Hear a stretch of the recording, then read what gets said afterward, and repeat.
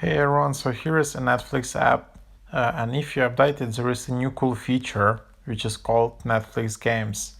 So here there is a new tab with just different Netflix apps, no ads, extra fees or in-app purchases, and limited access to exclusive games included with your membership.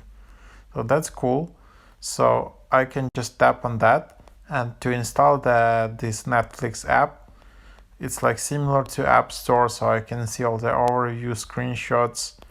There are no reviews, as I understand, but you can see all the details, categories, and then I just tap Get Game, and basically I will be able to install this game via this menu, which is again in the App Store. I just tap Get, but this is developer Netflix, and then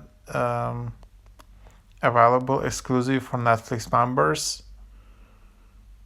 So there you have it, and there is like 1577 ratings. Yeah, so if you're a Netflix member, you can install this game. If you don't pay for Netflix, you don't have access, I guess. So that's that.